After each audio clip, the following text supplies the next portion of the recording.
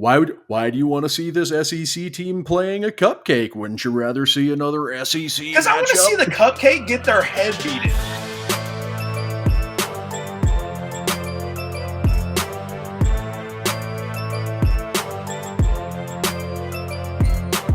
Hello and welcome to another episode of From the Pink Seats podcast, brought to you by the State of Louisville Podcast Network and powered by our friends over at Frankfort Avenue Liquors and Wine, located at 2115 Frankfort Avenue.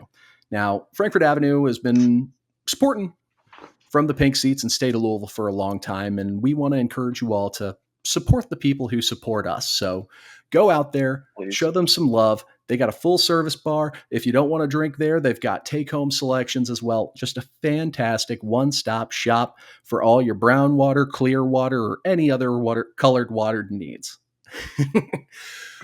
With me today, Matt McGavic and the ever so lovely Vincent Lococo. Be sure to give us a follow over at our socials at Matt_McGavic, at U of L Report, at Vincent Lococo, at Producer Keith, and the podcast, if you haven't already, over at Pink Seats Pod. So, fellas, how we been? Dude, all I know is that Dad is not here and that the kids can run the show today. Yeah. There's no rules. Exactly. It's not like he's just going to edit this immediately after, so, you know. Yeah, exactly. This part's getting cut out immediately for sure. Well, we've been doing a lot of the summer content series where we've been having a lot of really cool interviews and conversations. But today's episode, we just sort of wanted to touch base because we haven't actually had a real conversation about what's been going on over the summer for a while. So we figured, hey, let's touch in, let the audience know that we haven't been replaced by AI yet. Well, I'm suspicious of Matt, but remains to be seen. Me and Vince are still good, though. So how you been this week? Yeah, boys? they just did that one of Sydney. Take turns. Just did that AI of they just did that AI of Sydney Sweeney, so I would not be surprised if Matt was over here doing some form of a Sydney Sweeney AI type deal. Did you see that video? I know you saw it. That's the first time Sydney Sweeney and myself have been in the same sentence, so I'm flattered. Thanks. Well, I know there's one thing that AI can't do for you, and that's hit that subscribe button on the State of Louisville YouTube channel and on your podcast feeds, wherever you're getting it. We're climbing, we're growing the audience, we're doing more. We're putting out so much content, your head will spin. So do us a favor, hit the subscribe button. And with that, there's been a lot going on. The first thing that we really want to dive into before we start to have too much fun here, Coach Lampley, former Trinity High School head coach, coached for 47 years, won 5 state titles, including a 50-game winning streak, which is absolutely incredible. Really a staple in the community. He passed at 80 years old after a battle with Alzheimer's. And Vince, I know we were talking about this, and we know that you are the one on the show who actually were able to have interactions with Coach Lampley. So just what sort of impact did he make, and can you tell us about the man he was? There's very few people that he didn't impact. I mean, everybody that he was around Trinity for 47 years. I mean, he hired Bob Beatty, so he essentially, kickstarted a lot of guys' football careers without even, really coaching them on the football field. But the 50-game win streak speaks for itself and enough. It was incredible. I remember us being in high school and we were talking about it our freshman year. Or James Quick and those guys were undefeated all the way up until the last game, and we're like, wow, we might have a shot. Like if they went out here and went out on the playoffs, which we thought they were going to do, we ended up losing to Cincinnati Moeller, or they did that year. Not a bad program. They were very close. There were only a couple. I mean, we were like a year off. That's how ahead we were looking at this. That's how good. That's how good Trinity was, and the guy that started it is Dennis Lampley. And, I mean, endless conversations with him, and I mean, people talk about the 50-game win streak all the time, but my dad always talks about how they would beat people, and you heard one of the coaches that he coached against throughout the years talking about it, and he was the head coach at Seneca, I believe, and they intimidated him by running around the entirety of the field.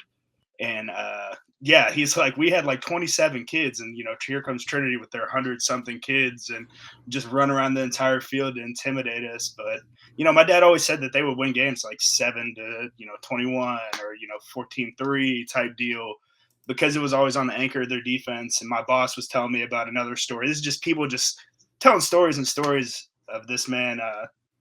They won a game against Central one time, and I want to make sure I get this right. On 2 blocked punts, returned for a touchdown. How do you he wasn't the best. I assume they weren't the best, offensive savant. I'm sure Coach Brom hates me saying that. They were probably a defensive oriented football team back in the day. But one of my fondest memories with Coach Lampley is just him and I were up at pastime. There's this big game cookout whenever all the people that hunt throughout the year bring up all the stuff they have left over, and everybody just grills out for fun, and it's a good time and everything. I'm sitting there with Coach Lampley, and he's loving this rabbit stew. Every single person that walks, we're chopping it up about ball and stuff, but every person that comes in, because he's like the Godfather, everybody's going to come up and say hi to him. So he's like, hey, you got to try this rabbit stew. You got to try this rabbit stew. So, it's just like the fondest memories like that. The little stuff, it's like the smallest appreciations. I went to his kids' camps whenever I was a small child. Every single kid there would be like, they'd clock your 40. They'd be like, oh, 4.2, 4.3. Oh, my God, you're the fastest kid of all time, blah, blah, blah. Everybody would leave with the Trinity football. It's memories like that you don't realize impact you later on down the line. He's definitely going to be missed around the Trinity community for sure. Yeah, well, I appreciate you. Obviously, yeah, and obviously, Keith, we talked about it before the show, setting you up for this awkward SEC transition. Coach Lampley is the reason Trinity rocks the Power T because of Tennessee. So there's your SEC tee up of a transition. I know. People now it could be a myth, could be a lie. Trinity's been around for a long time. They always say like the helmet sticker. People don't really understand that. They're like, oh, it's a liver and a kidney, liver and a mushroom holding each other or whatever. But it's supposed to be the hand of God holding a Power T. And people always think of that, but Coach Lampley I assume, is the one that started the Power T tradition, which was pretty cool. So start talking to SEC stuff. Well, I appreciate you making that transition at least a little bit less messy than it was already going to be. And I appreciate you being able to share some stories from interacting with Coach Lampley. So to make this transition just a bit less awkward, we'll go ahead and move on to some of the recent news that's been happening, where as of just this year alone, there have been 4 different SEC teams who have canceled series with other power conference opponents. I believe a lot have been either were Pac-12 or Big Ten opponents, now ACC and Big Ten. But Georgia, Auburn, Ole Miss, and Florida all are teams that are starting to strip some games off the schedule from 25, 26, 27, trying to get things off of the docket. And it makes me wonder, are we looking at the SEC possibly going to a 9-game conference schedule in the next year or so? And with that, is that going to potentially affect the Governor's Cup? It certainly sounds like they're setting it up, just because football is the weird sport in college where, every other sport, literally in collegiate athletics, they make their entire schedule over in one off season. Whereas with football, they have games scheduled literal years in advance. Like there are some games that are on the docket in like a decade from now or something crazy like that. Well, I remember like 2016, whenever they were talking about the Alabama game, that was a big recruiting pitch to a lot of guys in my class. Remember that? 2018, you get to play Bama. Yeah, that game. I try not to remember that game. You have the right to get your ass kicked by Nick Saban on national TV. Well, you mentioned that as a recruit. You mentioned that as a recruiting opportunity. And while obviously the big local story is going to be, is the Governor's Cup, are we going to keep it? Or will Kentucky try to get out of it so they can schedule 3 MAC non-con games? we have series set up with other SEC teams. We've got a home and home scheduled with Georgia, and we have a home and home scheduled with Texas A&M. Are we going to see them trying to get off the docket as well? And if so, like, are we going to have to try and go hunting the Big 10, Big 12? Like, I choose to be a little bit of an optimist here. Like, I see this and I see an opportunity. Hey, maybe we try to schedule Cincinnati. Maybe we try to schedule West Virginia in those slots. See, Obviously, you don't have to schedule Cincinnati and West Virginia if you're in the Big 12. A lot of Twitter accounts with not a lot of followers are putting that out there as well. And I've been banging the drum for Louisville to the Big 12 longer than either of you. I don't want to hear that. That's true. I haven't really been clamoring for conferences and stuff over here. I've been the guy that's like, I don't really care. Just line it up 11 on 11. Exactly. Football, no matter how you chalk it up. It's like that Zach Wilson headband, any place, anytime, any team, or whatever the hell it said. And then they lost. Yeah, except mine says except Alabama and possibly Georgia at the end. Yeah. I will say, while it is a great recruiting opportunity, would not be heartbroken if Georgia's like, hey guys, you care if we cancel this little home and home?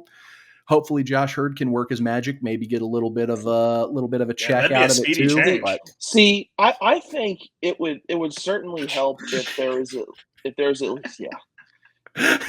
least like, damn it, that got me off. If there was at least like one marquee non-con game on the schedule, even if it's not Kentucky. Now, maybe the SEC would be the ones you have to kind of convince to like keep up these games, but like, would it be nice if Louisville kind of beat up on their non-con schedule where they boost up some wins? I mean, sure, but I mean, I also want to see good football. I mean, the SEC is delusional, in my opinion, with all this stuff. I mean, it's ruining college football. You're ruining rivalries. I mean, not like the Kentucky-Louisville game is the biggest game in the entire world, but I mean, it matters to me, it matters. Yeah, it matters. And Kentucky fans can lie to themselves all they want. It matters to them too. I also feel like this is sort of a situation where, this is a Louisville podcast. So we're not going to talk about the team to the east too much, but just to put yourselves in their shoes, you're in the SEC that just brought in Texas and Oklahoma. And as much as Kentucky fans want to tell themselves, they brought in two programs that are historically and recently better than them. So if you're having to play 9 conference games and I'll say it, the SEC is a really tough league. You get paid for making bowl games, and that's something that you're going to be measured on. Like Stoops, as the Kentucky's coach, like one of his big things, like I think it's one of the cushiest jobs in college football because your goals every year is hey, don't be embarrassing, get us to basketball season, make bowl games. So why would you, if you only have the opportunity to schedule 3 non-cons, try to schedule a tough game when theoretically you're getting 6 to 7 to 8 really hard games every year in just your conference schedule? Like, so I understand the theory of like, they're idiots though, in my opinion, because Keith, football. I mean, Matt, you're not an idiot either. Guys are banged up. I would hope come not. that 13th, 14th. Yeah, that's right. I mean, I'm giving you a compliment. That's 2 compliments. Sidney Sweeney, and I'm saying you're not an idiot. Not an idiot. You're about to make me blush by the end of this episode. Damn. But like, that's a lot of ball games. Like 12, 13, 14. We were banged up come the ACC championship game. Florida State was banged up come the ACC championship games. Kirby Smart, I guarantee you, sitting there in his big-ass chair, his comfortable chair, in his huge office, just saying, I probably don't want to play a 9-game SEC schedule because my guys are going to be banged up towards the end of the year. It's going to be a little bit harder to win that now expanded playoffs. Well, I don't think it's necessarily Kirby Smart who's going to be the one making the decision. If Keith caught that one. I know, but it's just Vince caught that one. if the big 4 letters come a calling offering 9-10 figures to your school's athletic department in exchange for playing one more conference game, the ADs are probably going to take that, especially with the upcoming changes where players are going to start potentially being, if not employees, working directly with the school for NIL and being paid directly by the institution. Like, places are going to start grabbing for the dollars wherever they can. I mean, look at the Big 12. Like, renaming the conference, looking after private equity. They're turning over every single rock possible. Who's Notre Dame in association with?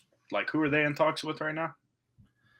Or did I just read that from some random? Okay, so I just read that from some random Twitter account today. They have all right, good. one of the most random Twitter TV accounts. deals. I know that's what. Yeah. Well, they that, also have the like, brand, America's Catholic School. Yeah. Sorry, Boston College. Yeah. Sorry, Matt. So I'm just. It sort of spells disaster for me, and I really hope that it's something where. I wouldn't be shocked if the state government tried to get involved. Like, no, you two are going to play each other. It's good for the state. It's good for stimulating either the Lexington or the Louisville economy every year annually. Like, and it's something that I hope doesn't go away. But if it does, I hope that doesn't turn into us trying to schedule 4 cupcake non-cons annually. I would like to still have those entertaining non-conference games. I agree. I hope they don't think this will like revitalize bowl games and stuff, because guys are still going to opt out of that last bowl game. You know, like if their team's not making the playoffs or not making the SEC championship type deal, like players from the SEC are still going to opt out. Yeah, I don't necessarily. It's kind of frustrating. I get conference realignments and stuff for money and everything, but I don't get just expanding your what's wrong with football, man? Why are we changing football? What are we doing? Quit changing rules on me. I think their argument would be, why do you want to see this SEC team playing a cupcake? Wouldn't you rather see another SEC matchup? Because I want to see the cupcake get their head beat in. I want to see that. I want to see Devontae Adams, Jalen Waddle, and all those dudes playing paper, rock, scissors to see who's going to take a reverse because they know they're going to score. Like, that's what I want to see. I want to see good football executed well, and that happens against teams like that. Didn't Devontae Adams go to Fresno State, though? Whatever. Yeah, you know what? That's wrong. I know. I already was just thinking to myself, "Oh, we got the clip. I want to see a cupcake get its head beat in." Yeah, I love that. And honestly, with the 9-game SEC schedule, that I'm just kind of reading the tea leaves, and I'm partially putting on conspiracy brain at the moment. But there was a hang-up for the longest time on the 9-game SEC schedule, simply because ESPN didn't have the money to fork over an extra conference game to and if they didn't have the money to fork over that, they sure as hell weren't going to have the money to infuse it into a new deal if a conference was going to bring in new schools. And now we're kind of reading the tea leaves like, oh, it looks like a 9-game SEC schedule is going to come. It's just not official yet. And then you take into account what Brett Yormark, the Big 12 commissioner, said just a couple days ago, basically all but said, hey, I'm open for business. Wink, wink. ACC schools, hit us up if you can get out of that grant of rights. He pretty much said that without saying it if you read between the lines. Yeah. So, I mean, I think it's going to be another year or two of just, stagnation with conference realignment. But I can see how it's, us talking in a couple years, well, how we feel about our chances in the Big 12 championship, guys. Well, before we change subjects, I'm sure you guys saw this. The Pac-12 media day vote was media day was today or something. It's the 11th when we're recording this. Was it today or yesterday? One of the two. It was yesterday. Last night. Yeah. Just chilling on a casino sitting couch on stage. Oh my God! It was. What was awesome. the quote? It was everything I wanted it to be. The commissioner said, "If anyone has the right to drink, it's the Pac-12." Yeah, because they had an open bar at their media day, so they could leaning full bore into it. Just if anyone has the right, might as well, because people will tune in and watch. Might as well try and make some money, salvage some money out of this. I'm curious what happens on that end. While we're here, I'm curious if they end up just absorbing or joining the Mountain West and sort of creating a little hybrid model, or what's going to happen there. Because I'm a big Pac-12 after dark guy. So they stay strong at 2. That would be fantastic for the end of time. Just ride it out into the sunset, boys. Oh, that'd be. That's. I wonder. I just randomly thought about this, but I wonder if the Pac-12 championship game has odds already, because I mean it's just 2 teams. So like, are they playing a championship game, or is it just who won the regular season matchup if they have the same? Well, that's our How many homework times are they for playing this year? That's another question. Well, they only play each other once. They worked a deal out with the Mountain West where they're basically playing a Mountain West schedule, and then they play each other, and that's the conference games. So they should have to play each other like 4 times, home and away, each time. Just each that time would be funny. So onto a less funny subject, at least for me. I made the mistake of kicking. You gotta get this off. You gotta get this off your chest, bro. Go ahead. I made the mistake of kicking this hornet's nest on Twitter a couple of weeks ago, and we got some more news today that wasn't good. High school recruiting updates. So, to go back a little bit, on July 4th, I believe it was Jody Demling put out a piece on 24/7 that was essentially saying Louisville's looking to have about 15 to 18 high school recruits to wrap up their high school class. And he put 5 recruits in the piece that were the ones to keep an eye on. Since that piece came out, 3-star edge rusher Cameron White and 4-star top 247 offensive tackle Chastain Brown or Chason Brown. Chastain Brown. Yeah. Both committed to University of Central Florida. And these were guys that we were in on, not just taking flyers. Like, these were guys we were in actually recruiting. And we're getting our cookies taken by Gus Malzahn and UCF, man. What's going on with and I get it. The transfer portal's the best way for the immediate gratification to build a roster, but at some point you need to have that talent on the roster to grow and cultivate and develop. Otherwise, you're just going to be bringing in 50 guys year over year over year. This year we got lucky. We only brought in a couple of ne'er-do-wells in the spring portal window, and thankfully they were at positions that we already had good depth. If we keep playing this game, things are going to go very, very poorly, and I'm mad. Is it though? Because I mean, my argument would be, and I don't want to derail this train too much. My argument would be we don't have a big enough sample size to prove that building through the portal is unsustainable, at least under Braum. I mean, we only have 1 full year and 2 cycles, and we don't know what's going to look like this year. So if it looks worse than what they like the baseline should be, then we can raise some concerns then. But I think like the portal is a fine way to restock, even if that means bringing in half your roster. It's not great, no. So, but I think it's doable. If the portal is the way we're going to go, I would at least like to see a change in the approach as opposed to bringing in 5th, 6th, 7th year guys, which granted, 7-year and 6-year guys are going to be falling off soon anyway. Yeah. Instead of bringing in 30, 40 guys who are all on their last year of eligibility, if we're going to be adamant on using the transfer portal, can we at least go in, get some sophomores, some redshirt fresh players who can actually stay in the program for more than a half a year? Because I mean, to be fair, there are a couple guys that they brought in that do kind of fit the mold. I mean, off the top of my head, Dave McCullough, Blake Ruffin, Nigra. I mean, there are some. Yeah, and some of the guys like Quincy Riley, he was a transfer, right? Yeah, and he's a multiple year transfer. Yeah, I'm more than okay with if you're going to bring in a guy with multiple years of eligibility in the portal. Yeah, go for it, because I want guys to be part of this culture, learn from this coaching staff, develop and grow.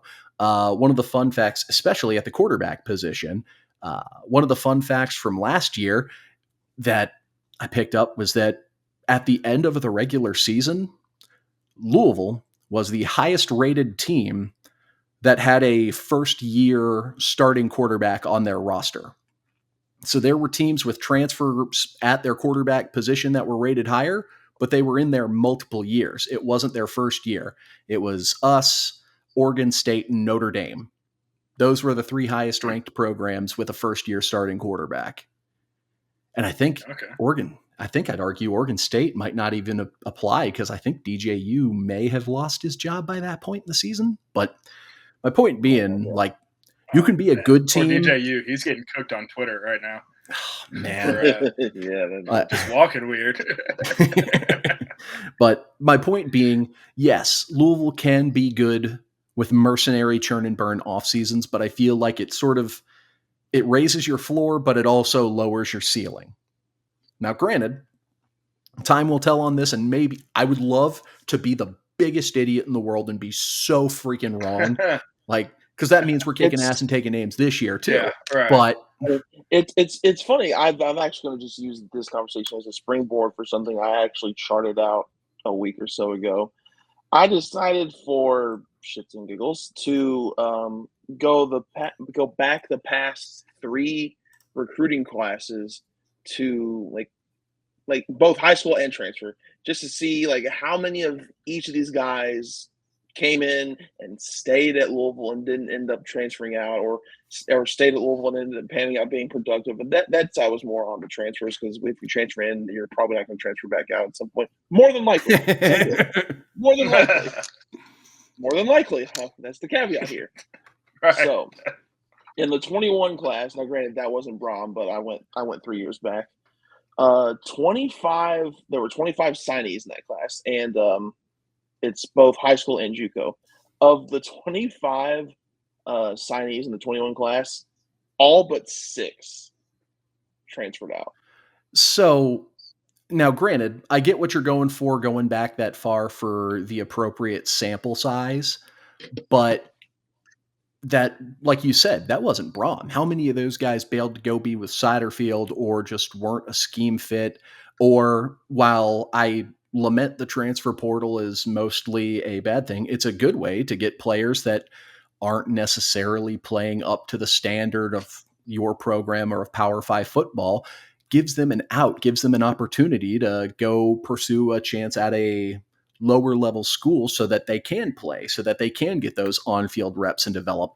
I mean, we saw that with friend of the network, Luke Burgess. Like, he was sort of buried on the depth chart. He wasn't showing the improvements that we were hoping to see in spring ball, and he pursued an opportunity and ended up in, I think, what's going to be a great situation for him at App State. So while, yes, sometimes, like, I would be curious, because it's not fair because it's a small sample size, but starting with 23 class where that Satterfield recruited, but that was Brom's first off season here. How many players did we have that actually went up a level in program?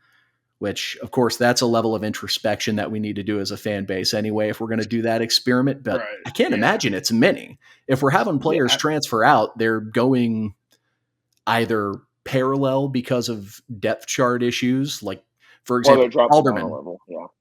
Yeah, like Alderman going to Miami. He was I'm just curious, like, what recruiting approach, like, we're taking with some of these kids. Are we taking like a broad recruiting where coaches are still getting their areas and stuff like that? Or are we, are coaches getting their areas and narrowing in on the guys we want at an earlier time period? Just because I think you need to do that now with the transfer portal, with being able to kind of, plug and chug where you need and stuff. If we can, like, say Ruben Owens is out there and I have Ruben Owens as my recruiting, or Texas is my recruiting area, and I'm like, Matt's the head coach. I'm like, Matt, this is the dude. We need to go get him. Like, if we get this kid here, he's a program changer. He is a freshman that can compete with the sophomores, juniors, and seniors we already have on the roster. So we just go balls to the wall getting this one kid. We bring in a small recruiting class, but I mean, a really small recruiting class, but we get dudes that we know are going to impact the program really well at an immediate time period at a young age, and we still get kids from the portal. I don't know. I just think I think there's better ways to approach your recruiting now that the transfer portal, you can kind of do whatever with that, And I mean, we've replaced our entire roster 2 years in a row with the portal. I feel like we can narrow in more of the high school kids that we really, really, really want, and just go Jim Harbaugh that shit, camp outside their house. Well, satellite camps. We are speaking the same language when it comes to that approach, high school recruiting. I have no issues with the recruiting class sizes being 15 to 18 kids. But the I'm saying quality even of the smaller kids. than that. We could go. I mean, like if you bring in a recruiting class of like 10 high school kids, right?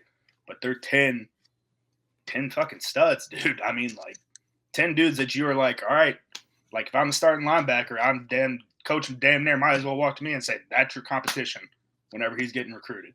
Yeah, That's the kid I'm bringing in. That's what, I mean, I don't know. Every kid that gets brought in, coaches would always say, we're bringing this kid in to replace you. Yeah. You know what I mean?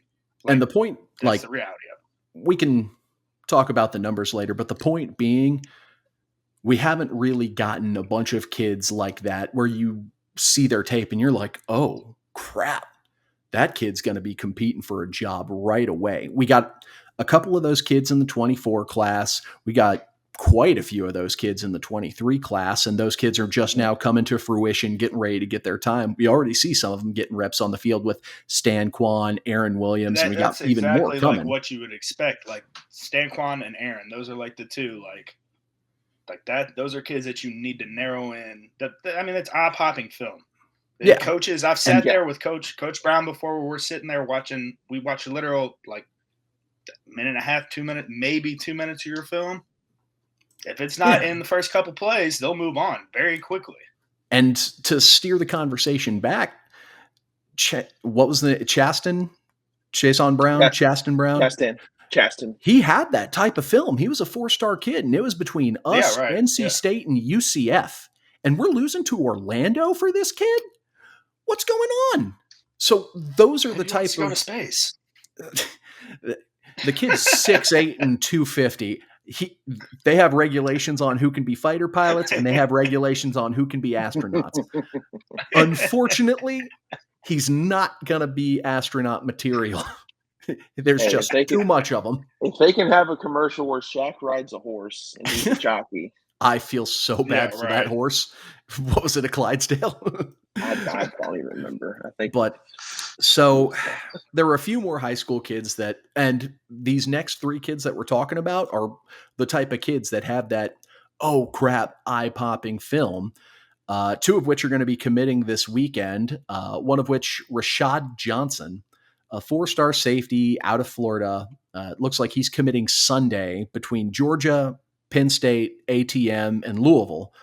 Everything I've seen is crystal balling him to Georgia. You know what? That's a recruiting battle you're probably going to lose and we already have, I think, 2 or 3 safeties already committed in the recruiting class we have already. Yeah, that doesn't make sense to bring in another safety. Well, it does if he's a better safety, and we know how strong commitments are. Like, hey, we brought in this kid. Pursue other opportunities. 4-star safeties that was around got moved to linebacker. Yeah. London Iacopo, CJ Avery, and then TJ Quinn was the latest one. I don't think he was a 4-star, but I mean, he's still a safety to linebacker. That's going to be a tough sell for a kid. But the next kid he's committing Sunday. Crystal balls are showing Georgia, but if we somehow are able to hit a home run and flip that would be a huge one for secondary help. While we're on the secondary, Ben Hanks Jr., a 4-star who top 100, consensus top 100 4-star cornerback prospect. His top 5, Miami, Florida State, Georgia, Florida, and Louisville. This is a kid, I love the fact that we're going after these secondary pieces because I feel like we're showing how strong our secondary is and can be if you give the program a try. This is one where, according to On3, they're showing projections towards Miami and more projections towards Florida. I haven't seen any predictions logged on Rivals or 247. On3 is the only thing where I've seen any sort of indication there. And then, of course, the last one, the one we've been tracking for a while, top 24 247 prospect, 4-star edge rusher, CJ May. So this is one, a couple of recent crystal balls had come out projecting him to Louisville. He is committing Saturday, but there are still some crystal ball projections out there for him to Ole Miss. And from everything I've seen, it's between us and Ole Miss for this kid. This is a kid, you talk about eye-popping film, he jumps off the screen immediately, and I would be absolutely thrilled to get this kid as part of this class. And this is the type of kid that I think we should get 3 to 5 of in every class. But Oh yeah. so Hopefully fingers Jordan crossed. Watkins is doing us a favor since he left us, and it's like, hey, just go to the Ville. Do me a solid. Go to the Yeah. Well, actually, with CJ in particular, the crystal ball to Ole Miss was like 3 months old or something like that, so they're not as in the picture. It's actually, I mean, I'm a pessimist, Matt. Okay, I don't want to get my hopes up. Hold on. So there's that, and from everything I've heard, it sounds like Louisville is like the clear leader, and the only team even worth monitoring potentially is Syracuse, because I mean They did bring in.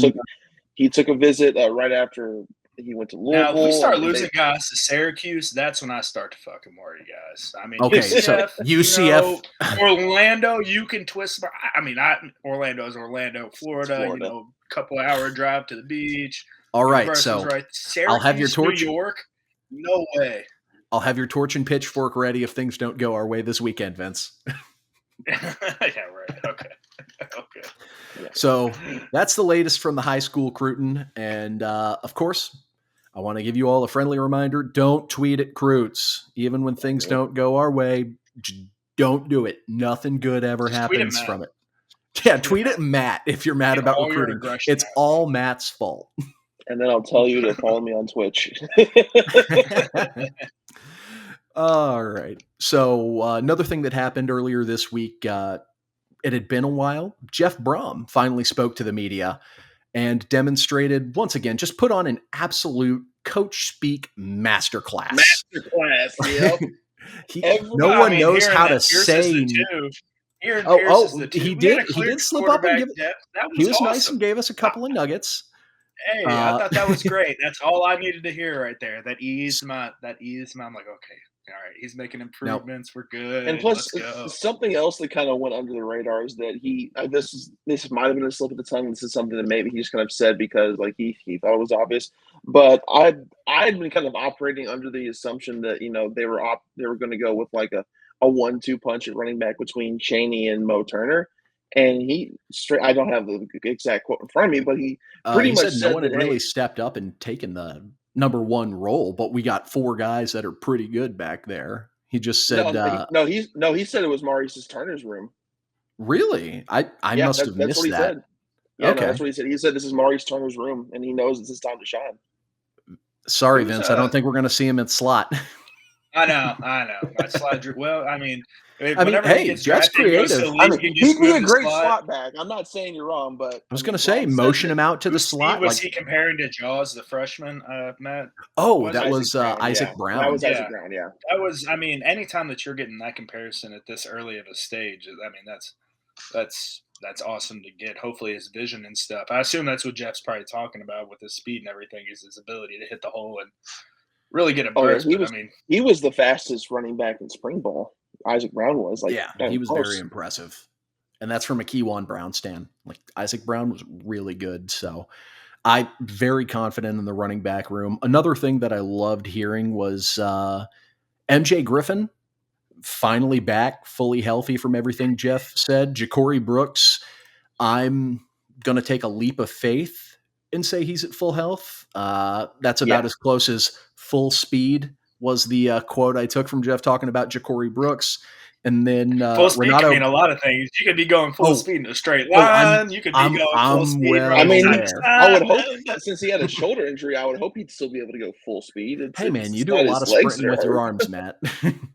And then Renato Brown getting close, which for the type of injury he had halfway through the season, for him to be able to be back in time for training camp, that's huge, especially for the depth at O-line. Not sure where he's going to be sitting on the depth chart, but I mean, just being able to see him back out on the field and participating and competing. I mean, I assume he's going to be battling Austin Collins for a starting guard. I would assume. I think he's going to start. Honestly. Yeah, well, that would be amazing. Yeah, it'll be. And again, to have guys like Austin Collins, Trevante Sylvester, and Madden Sanker being your 3 backup linemen. That's not a bad backup 3. So yeah, I know. That's the one thing I'm sitting here tossing between him and Austin. It's like, are you going to go with? I don't know. Renato, it's not like Renato doesn't have the veteran experience. You can't say that he doesn't have the, once he's healthy, he's healthy. You can just put him in there and he's good to go. But is Austin Collins paid his time and paid his dues with the ones this whole time? That's going to be a tricky play. So for O-line reps, can't remember. Sorry, I was going to say for O-line reps, even if he's not starting the season, Austin Collins is going to get reps with the one at some point throughout the season, especially as versatile as he is. He's played both guard positions. He can play center. I thought I saw him getting some reps at tackle. I assumed that wouldn't happen very often, and that'd be Trevante Sylvester sliding in if one of the tackles goes down. But Austin Collins is a versatile enough player. I assume any of the interior linemen go down, Austin Collins slots right in there. And then if another one goes down, that's when you likely see Madden Sanker, if it's a second center injury, maybe. Or even Lance Robinson. Yeah. Oh, yeah, Lance Robinson. Yeah, didn't even think about that. So the depth on the offensive line, and I think Jeff made a comment about it, like he's very confident in the depth in both of the trenches. So, yeah, I asked him about it because I made the comment because, I mean, when they load up in the spring portal, literally every one of their pickups but one was D lineman. So I asked him, was this an area you thought needed like an influx of talent? Was it disappointing? Like, what was your mindset and rationale for wanting to boost up like almost exclusively the D line in the portal? And he was just like, no, we like our D line, but I mean, if you want to last the season, I mean, you've got to have like a lot of depth in the trenches, and that's what they did in the spring portal. And he said, I think it was during this past press conference. It might have been earlier, but I remember someone, it might have been Brom, say at some point say that they think they're going to have like a 9 to 10 man rotation on the offensive line, which is great to hear considering they almost never rotated the offensive line last season. Yeah, right. I mean, the only reason they played 6 was because Renato got hurt. Yeah, they had to play a 6. Other than that, they were playing full drives every drive. And big fan of having depth. You got a big old 300-pound fat guy going up and down the field. They get tired. That's what conditioning's for. Get your ass in shape in June and July so we don't have to worry about that come August. Yeah, that's what all the TV timeouts are for. You can catch your breath then. Yeah, quit all that dancing and stuff. Really? But to go back to the presser, I feel like the only area of concern that Jeff really talked about was the youth of the linebacking core and saying that they need to step up. And I mean, if that's your biggest concern, just youth at arguably the position where we have the most raw talent, I'll take that. Yeah. It's a slightly different story than. I'm sure in what Jeff's talking about when he means stepping up is the mental capacity with what comes with playing linebacker. I'm sure TJ's doing fine, but guys like Stan Kwan, I mean, it's one thing to know the playbook, and the other TJ, which is one thing to know the playbook, which is where I'm sure both of these guys are at. But being able to go out and execute it on the field while live bullets are flying at you is a whole different thing, and they're trying to think and react at the same time. Nonetheless, I mean, linebackers are making calls before the ball's even snapped, so he's trying to align the defensive line, make sure we're in the right coverage with the safeties and everything before his ass even gets lined up anywhere.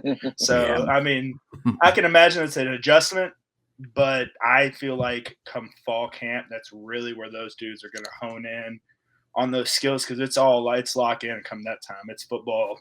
We're full go football. So, and plus, when you think about it, I mean, considering what the conversation was about the linebacking room this time last year, I think you'll take it to be in this position because I mean, you've got a guy in TJ Quinn who had the breakout year on the team.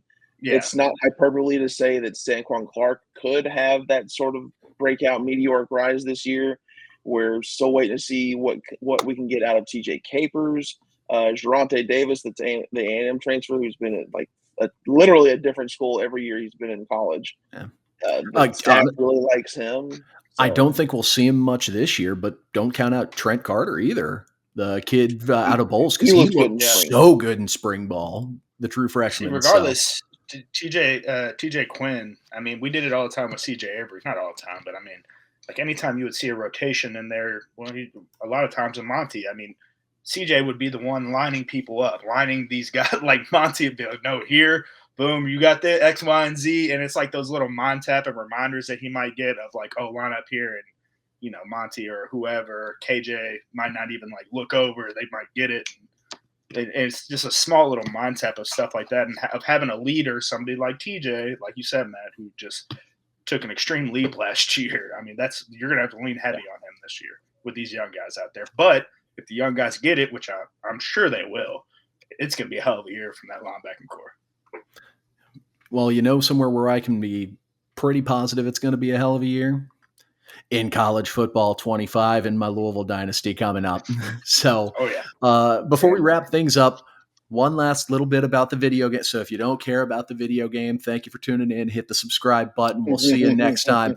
But if you want to talk video game, you want to listen to video game. Those are the same people that are assuming or sitting there like, oh, can't wait to go buy the game. And they're like, what do you mean you can't buy it for Xbox 360?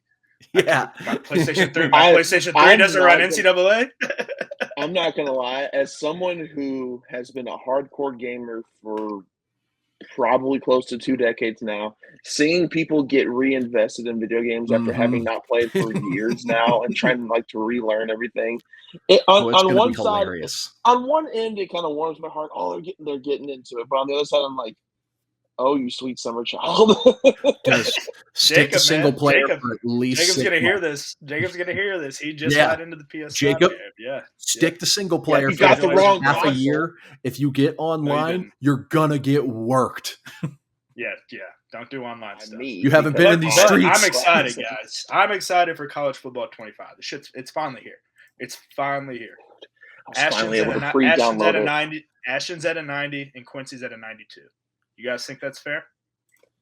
I'm just glad that Quincy got his respect because he was one of the most underrated DBs in the ACC. I mean, he led the conference in pass breakups. He only got what, honorable mention, all ACC nod or something like that. Yeah. Whereas when you look at the stats when no one throws at you. Yeah, I mean, and then you watch the film, you look at the advanced stats, and they both say like, no, this cat's good, and I'm glad that they were reflected here. And if there's any surprise, I don't have the exact number in front of me, but Ashton's strength seemed a little low. They actually didn't see pictures of him when he showed up as a freshman. Like, I think the kid just skipped room and board and lived in the weight room. Oh, he was a toothpick when he got here. And the kid just went from 220 to 275 in like 3 months. And that's all clean. Yeah, it was. Like, it wasn't a dirty bulk either. I got to watch that. That was insane. So, it's a weird thing. I think both ratings are probably fair. Could Ashton be higher? Yes, but they don't necessarily have, and this is going to be so tacky, grit or heart as stats. And those are arguably two of the best aspects of Ashton's game because you look at his tape and he's you have to get later on.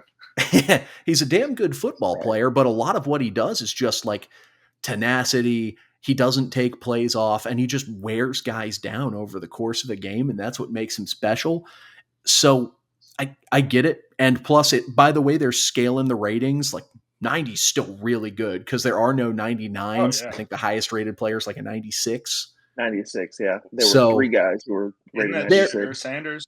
No, he's just the highest rated quarterback. So. Well, Vince. Shedeur was the highest quarterback. He was a 93. There was a fun conspiracy theory I heard about that, which was basically players were getting paid money to be in the game, but if you don't need money, maybe you can make other demands if you're going to get put in the game. Hey, and that type of vanity, I would not put past that family. So, ain't nothing wrong with that. I mean, it is what it is. Give me a couple extra points. You feel me? But the thing I'm excited. Did you guys see? I don't know if this is true or not. I saw a game mode where you're able to replay certain points in like college football games, like the Auburn Alabama kick, the field goal kick where they returned it was a kick 6 or whatever. So sort of like the old school moments deal. I don't know if that was true or not, but So I I hadn't heard haven't been anything about diving that, no. in because I want to experience a lot of the feature. Like I haven't really dove into much of like Dynasty deep dives. I I'm haven't the dug same in way. much That's on why I Road to don't know if Glory. It's like, anything's real or not. So this is just stuff I Meanwhile, see. I've been diving into everything, but yeah, no, don't be a I spoiler didn't see, troll like- like you are during football season, Matt. I did not see anything about a moments type game mode. If the only thing I can think of is that maybe there's like a challenges tab in Ultimate Team, but that's the That only thing I might can be think it. about. The But what's game the mode mode you I'm guys not are excited about. you guys are playing the first? Dynasty. What, Dynasty. I'm personally. Hands down. Oh, really? I'm going Road to Glory. I'm going Road to Glory first. No, I don't See- hate Road to Glory. I liked it. No, actually, funny story. Actually, no. Before you get going on your story, I'm going. My friend Jordan mentioned this. He's like, go to Play Now. I'm going Play Now so I can check out all the uniforms and stuff Louisville has, and like check out all the combinations and stuff. And then Yeah, actually, no. That's a good point. The very, very, very first thing I'm doing is I'm going to like the rosters just to see like what the stats Yeah. are. Oh yeah. But when I played the last time I played Road to Glory, I remember like I went through the high school season. I was trying to boost up my stock. I think I chose it to be like a 5-star or something like that. I got every single offer in the book, but the one that I really wanted was Alabama for obvious reasons. That was the one offer I did not get. So you know where I went? Auburn. I know. No, I didn't go to Auburn. They didn't have as good of a team. But I went to Me LSU. and Vince are Where'd you just go? like, what's the most spiteful place to go if you get curved by Bama? Auburn. Yeah, Auburn. Yeah. Well, no, I Vandy? want to have some respect for myself. Oh, never mind. So I went to LSU and I got Yeah. them to like 3 straight national championships. There There you you go. go. So I'm throwing a bit of a curveball. I think my dynasty, so it will be dynasty mode, but it's not going to be default Louisville. I want to replace Louisville with a team builder version of Louisville that hypothetically got the death penalty. So just make them bottom tier facilities, bottom tier, like 1-star roster, and Yeah, just have fun make with my that. life hell. Trying to grind Louisville back up Have fun after with that. I've had enough miserable time with Louisville flirting with a death penalty. Bro. Exactly. Fucking psychopath. So Yeah, no, I'm thank you. borderline masochist, and I accept it. But I mean, There's- I know when there's I a fire up GPA. Dynasty. There's a GPA keeper on Road to Glory. yeah, I mean, well, that was back in like 2009, 2010. They had that where you had to keep your GPA. How do you expect my teammates to go to class in person, but and also they can't go virtual? What are you talking about? There's no way my teammates could keep a GPA up in Louisville and go do it on NCAA. You're gonna That's find the first a way. thing I thought of. I'm like, guys didn't go to class in real life. No way they go in a video game. True.